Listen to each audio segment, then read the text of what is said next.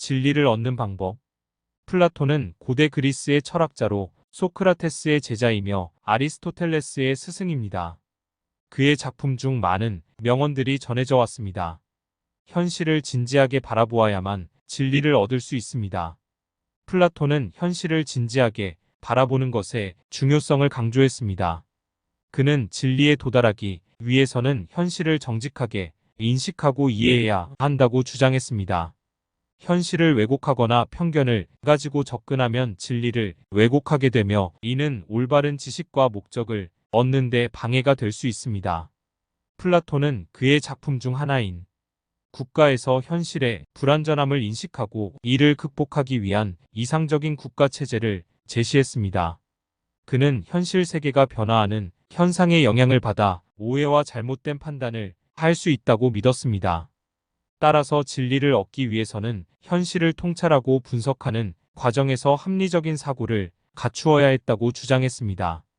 이러한 플라톤의 주장은 현대 철학과 과학의 많은 분야에서도 여전히 중요한 원칙으로 적용되고 있습니다. 현실을 진지하게 관찰하고 분석하는 능력은 진리를 탐구하고 이해하는 데 있어서 핵심적인 역할을 합니다. 친구는 모든 것을 나눈다. 사람들 간의 친밀한 관계에서 나오는 명언입니다. 이는 진정한 친구 사이에서 서로를 믿고 의지하며 모든 것을 나눈다는 의미를 담고 있습니다. 진정한 친구는 서로를 이해하고 지원해주며 기쁨과 슬픔을 함께 나눌 수 있는 관계를 형성합니다. 친구 사이에서는 서로를 위해 시간과 노력을 아끼지 않고 소통하고 지원함으로써 서로를 풍요롭게 만들어주는 것이 중요합니다. 이 명언은 서로의 경험, 지식, 감정 등을 공유하고 토의하며 함께 성장하는 관계를 강조하기도 합니다. 친구 사이에서는 서로를 위해 정보를 나누고 조언을 구하며 서로의 역량을 향상시키기 위해 지식과 경험을 나누는 것이 중요합니다. 하지만 이 표현은 상황에 따라서도 다르게 해석될 수 있습니다.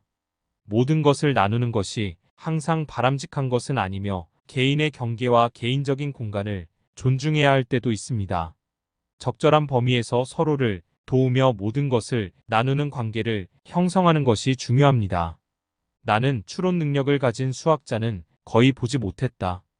플라톤은 수학의 중요성을 강조하며 그의 철학에서 추론과 수학은 밀접한 관련이 있다고 믿었습니다. 그는 수학을 철학의 핵심 도구로 사용하고 수학적 추론을 통해 진리에 다가갈 수 있다고 주장했습니다. 플라톤은 수학이 논리적 추론과 패턴 인식에 대한 훈련을 제공하며 이를 통해 사고를 정확하고 체계적으로 전개할 수 있다고 믿었습니다. 그는 수학의 추상성과 정확성을 통해 현실 세계를 넘어선 영적 현실을 탐구할 수 있다고 생각했습니다. 또한 플라톤은 수학의 개념들이 영원하고 불변하며 이데아 세계에 속한다고 주장했습니다. 그에 따라 수학은 현실 세계를 뛰어넘어 더 근본적인 진리에 접근할 수 있는 도구로서의 역할을 한다고 봤습니다. 따라서 플라톤은 추론 능력을 가진 수학자들의 가치를 인정하며 그들이 철학적인 탐구와 진리를 향해 나아갈 수 있는 도구로서 수학을 활용해야 한다고 주장했습니다. 지식은 영혼의 음식입니다. 지식은 영혼의 음식이라고 할 수 있습니다. 지식은 우리가 세상을 이해하고 경험하는 데 필요한 영감과 힘을 제공합니다. 그것은 우리의 사고와 인지력을 발전시키고 새로운 아이디어와 창의성을 키워줍니다. 지식은 또한 우리의 관점과 시야를 넓혀주며 더 깊은 이해와 통찰력을 얻을 수 있도록 돕습니다. 지식은 양식과 달리 영혼에 영향을 주는 음식이라고 말할 수 있습니다. 우리의 정신적인 성장과 발전에 있어서 중요한 영양소로 작용합니다. 지식을 습득하고 학습함으로써 우리는 자아를 발전시키고 새로운 시야를 획득할 수 있습니다. 또한 지식은 우리의 가치관과 인간성을 형성하는 데에도 영향을 미칩니다. 지식을 통해 우리는 세상을 이해하고 다른 사람들과 소통하며 자아를 실현하고 성장할 수 있습니다. 따라서 지식은 우리의 영혼을 가꾸고 영감을 주는 음식이라고 할 수 있습니다. 지식을 탐구하고 배우는 과정은 우리를 더 나은 사람으로 만들어줄 뿐만 아니라 삶을 보다 의미 있고 풍요롭게 만들어줄 수 있습니다. 인간의 행복은 지혜와 덕에 의해 얻어집니다. 인간의 행복은 지혜와 덕에 의해 얻어질 수 있다고 말할 수 있습니다.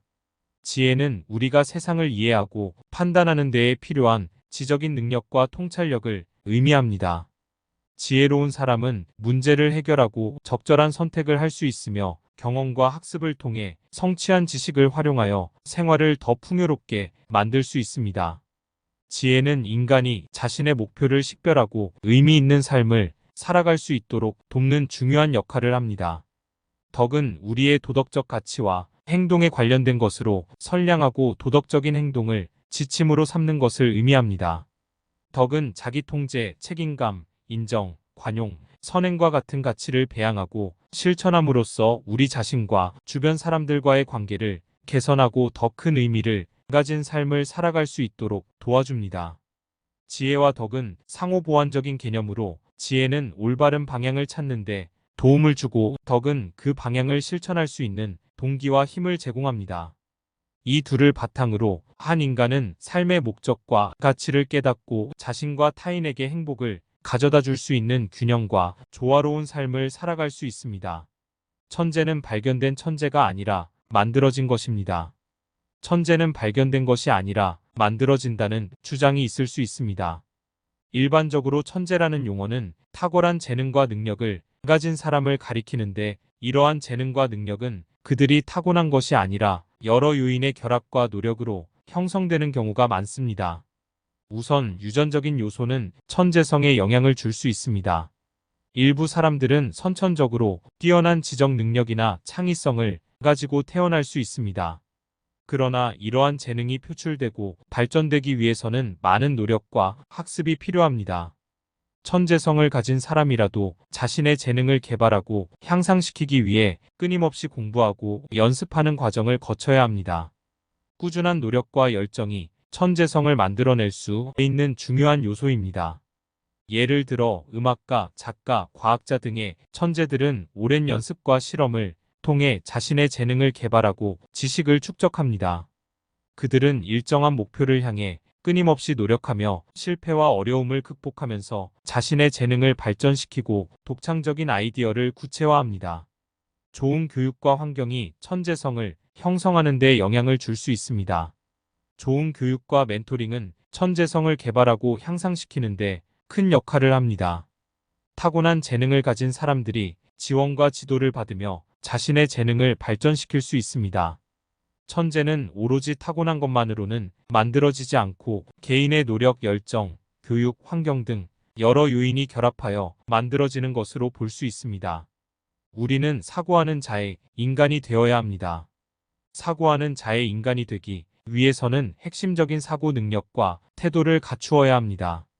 비판적 사고는 주관적인 견해나 편견을 벗어나 객관적이고 합리적인 판단을 할 수 있는 능력입니다. 다양한 관점과 증거를 고려하여 판단하고 논리적인 사고를 기반으로 합리적인 결론을 도출하는 것이 중요합니다.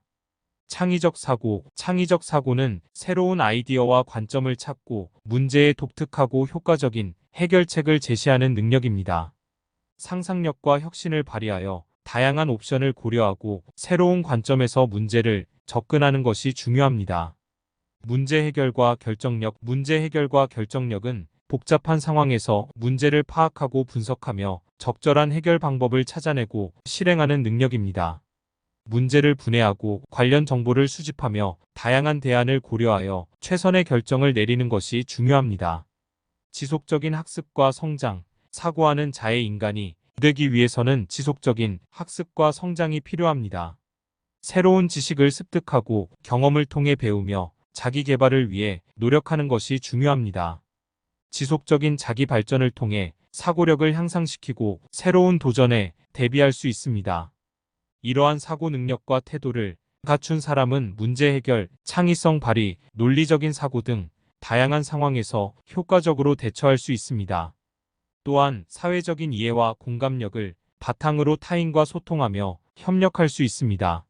사고하는 자의 인간이 되기 위해서는 지속적인 노력과 실천이 필요하지만 이는 우리의 개인적인 성장과 사회적인 진보를 이끄는 중요한 요소입니다. 천지의 일은 사람에게 목적을 줍니다. 사랑과 우주옥은 자연의 상호작용에 대한 철학적인 관점을 나타내는 것으로 이해할 수 있습니다. 이 주장은 인간이 우주 혹은 자연과 상호작용하면서 의미와 목적을 발견하고 실현할 수 있다는 의미를 내포하고 있습니다. 이는 인간의 존재가 단순히 우연이 아니라 우주의 일부로서 의도적으로 창조된 것으로 간주되며, 그 결과로 인간은 존재의 목적과 의미를 발견하고 이를 추구할 수 있는 독특한 위치에 있다는 것을 의미합니다.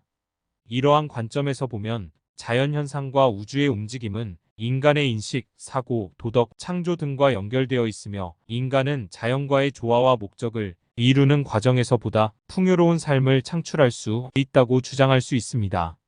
즉, 우주의 일은 인간에게 목적을 제시하고 인간은 그 목적을 탐구하고 이루기 위해 노력하며 발전하는 것입니다. 이러한 철학적인 주장은 인간의 존재와 의미에 대한 다양한 시각과 관점 중 하나이며, 다른 철학적인 입장이나 신념에 따라 다른 해석과 이해가 가능합니다. 천지의 일은 현명한 사람의 목적을 위한 것입니다. 인간의 지혜와 목적에 초점을 맞춘 관점을 나타내고 있습니다. 이 주장은 천지의 작용과 인간의 목적 간의 상호 연관성이 있다고 보는 것입니다. 현명한 사람은 천지의 원리와 인간의 본성을 이해하고 그것을 기반으로 목적을 설정하고 추구할 수 있습니다. 천지의 일은 이러한 현명한 사람을 지원하고 돕기 위해 작용한다고 주장합니다.